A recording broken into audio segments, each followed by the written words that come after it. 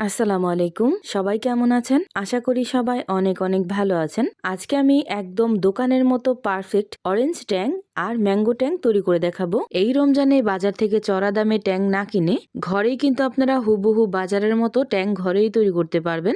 এখন কথা না বাড়িয়ে দেখে নেই আমি কিভাবে হোমমেড এই অরেঞ্জ ট্যাং আর ম্যাঙ্গো ট্যাংটা তৈরি করলাম।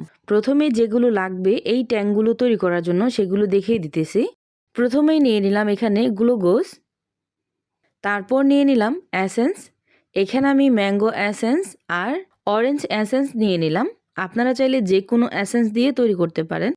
আরেকটা যেটা লাগবে সেটা হচ্ছে সাইট্রিক অ্যাসিড। এটা ছাড়াও কিন্তু ট্যাং তৈরি করা যাবে, তবে ট্যাংয়ের শরবত তৈরি করার পর যে টক ভাবটা লাগে ওইটা কিন্তু লাগবে না এটা না দিলে। অবশ্যই এটা দেওয়ার চেষ্টা করবেন।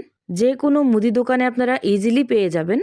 আর নিয়ে নিয়েছি কিছুটা পরিমাণ অরেঞ্জ ফুড কালার। এটা একেবারে অপশনাল, ফুড কালার ছাড়াও আপনারা তৈরি করতে পারবেন, তবে একটু কালার আসার জন্য সামান্য পরিমাণ ফুড কালার আমি এখানে ব্যবহার করব। এখন দেখে নেই আমি কিভাবে এই ট্যাংগুলো তৈরি করলাম। প্রথমে আমি ম্যাঙ্গো ট্যাং তৈরি করে দেখাচ্ছি। তার জন্য একটা ব্লেন্ডার জগে নিয়ে নিলাম 1 কাপ পরিমাণ চিনি,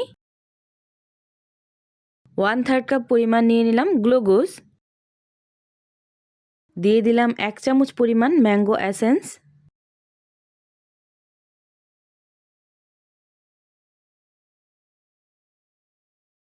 দিয়ে দিলাম সামান্য পরিমাণ অরেঞ্জ ফুড কালার। এখন ঢাকনাটা লাগিয়ে খুব ভালোভাবে ব্লেন্ড করে নিব।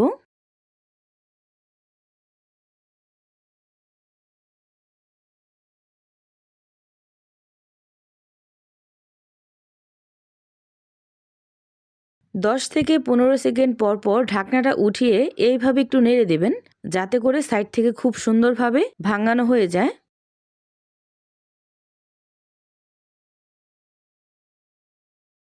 1 মিনিট পর্যন্ত ঠিক এইভাবে আমি ভাঙিয়ে নিছি।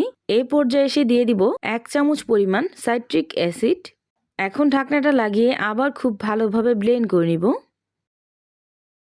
সবকিছু ঘরে আনা থাকলে এই ট্যাংটা তৈরি করতে কিন্তু 2 মিনিটও সময় লাগে না। এভাবে আমি ম্যাঙ্গো ট্যাং তৈরি করে নিলাম। এখন আমি অরেঞ্জ ট্যাং কিভাবে তৈরি করবেন দেখিয়ে দিতেছি। তার জন্য একইভাবে একই ব্লেন্ডার জগে 1 কাপ পরিমাণ চিনি নিয়ে নিলাম, দিয়ে দিলাম 1/3 কাপ পরিমাণ গ্লুকোজ, 1 চামচ পরিমাণ দিয়ে দিলাম অরেঞ্জ এসেন্স, কিছুটা পরিমাণ দিয়ে দিলাম ফুড কালার, 1 চামচ পরিমাণ দিয়ে দিলাম সাইট্রিক অ্যাসিড। এখন ঢাকনাটা লাগিয়ে ঠিক একইভাবে 10 থেকে 15 সেকেন্ড পর পর ঢাকনাটা উঠিয়ে এইভাবে একটু নাড়িয়ে দিব। এইভাবে আমি 2 মিনিট পর্যন্ত ব্লেন্ড করে নিছি। এইভাবে আমি অরেঞ্জ ট্যাংটা তৈরি করে নিলাম। এইভাবে এই ট্যাংগুলো তৈরি করে কিন্তু আপনারা রমজান মাসের জন্য সংরক্ষণও করতে পারবেন। এখন আপনাদেরকে একটু গুলিয়ে দেখাচ্ছি যে ট্যাংগুলো কিরকম হয়েছে।